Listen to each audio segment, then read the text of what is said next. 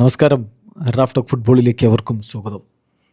കളത്തിലിറങ്ങിയില്ല Neymar, പക്ഷേ നെയ്മറാണ് താരം.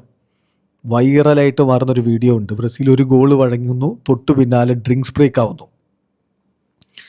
ആ ഡ്രിങ്ക്സ് ബ്രേക്കിൻ്റെ സമയത്ത് നെയ്മർ ജൂനിയർ വിനി ജൂനിയറോടും ബ്രൂണോ ഗുയിമാറസിനോടും കാര്യങ്ങൾ സംസാരിക്കുകയാണ്. അദ്ദേഹം നിർദ്ദേശങ്ങൾ കൊടുക്കുകയാണ്. വിനി ജൂനിയറോട് വീണ്ടും വീണ്ടും പറയുന്നു.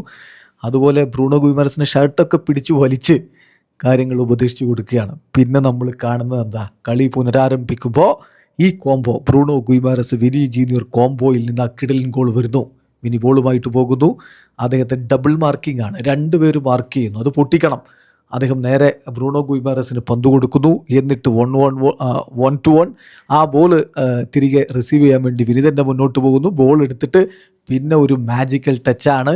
101 km/h ഇത് തോന്നിപ്പിക്കുന്ന തരത്തിൽ അതിശക്തമായ ഷോട്ട് തീർത്തുകൊണ്ട് മൊറോക്കോയുടെ വലയങ്ങ് തുളച്ചു.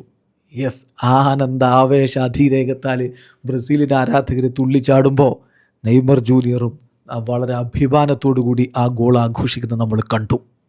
കളിയിലുടനീളം അങ്ങനെ തന്നെയായിരുന്നു. സൈഡ് ലൈനിൽ ബെഞ്ചിലൊക്കെ ഇരുന്നുകൊണ്ട് നെയ്മർ ജൂനിയർ വലിയ രൂപത്തിൽ ആവേശം കൊണ്ടുകൊണ്ട് സഹതാരങ്ങൾക്ക് നിർദ്ദേശവും മറ്റുമൊക്കെയായിട്ട് നിൽക്കുന്ന കാഴ്ച. കളി കഴിഞ്ഞിട്ട് നമ്മൾ മനോഹരമായൊരു കാഴ്ച കണ്ടു. ബ്രസീലിയൻ സൂപ്പർ താരത്തിനടുത്തേക്ക് വരുന്നു യാസിൻ ബോനോ. അവർ കെട്ടിപ്പിടിക്കുന്നു. അതേതാ ബന്ധം? അൽ ഹിലാലിൻ്റെ ബന്ധമാണ്. യെസ്, അവരവിടെ ഒരുമിച്ചുണ്ടായിരുന്നല്ലോ. അതാണ് നെയ്മർ. എവിടെ കളിച്ചാലും എങ്ങനെ പോയാലും അദ്ദേഹം അവിടെയൊക്കെ പ്രിയപ്പെട്ടവനായി മാറിയിട്ടാണ് തിരികെ വരാറുള്ളത്.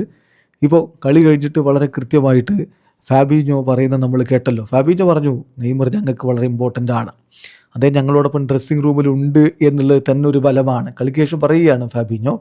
സോ നെയ്മർ ജൂനിയർ ഈ ബ്രസീൽ ടീമിൽ കളിക്കാനിറങ്ങിയില്ലെങ്കിലും ഉണ്ടാക്കുന്ന ആ ഒരു ഇമ്പാക്റ്റ് വളരെ വലുതാണ്. അപ്പോൾ അദ്ദേഹം കളിക്കളത്തിലുണ്ടെങ്കിലോ? അതാണ് ചോദ്യം. എന്ന് അദ്ദേഹം കളിക്കളത്തിലേക്ക് ഇറങ്ങും. അടുത്ത മത്സരം ഹെയ്ത്തിക്കെതിരെ നെയ്മർ ഇറങ്ങുമോ എന്നുള്ള ചോദ്യമുണ്ട്. കോച്ച് കാർലോ അഞ്ചലോട്ടി നൽകുന്ന വിവരപ്രകാരം അദ്ദേഹം വരും ദിവസങ്ങളിൽ ട്രെയിനിങ് ആരംഭിക്കും. ഹെയ്ത്തിക്കെതിരെ അദ്ദേഹം അവൈലബിൾ ആയിരിക്കും എന്നാണ് ലഭ്യമാവുന്ന വിവരങ്ങൾ. മറ്റു കാര്യങ്ങൾ വരും ദിവസങ്ങളിൽ മാത്രമേ വ്യക്തമാവുകയുള്ളൂ.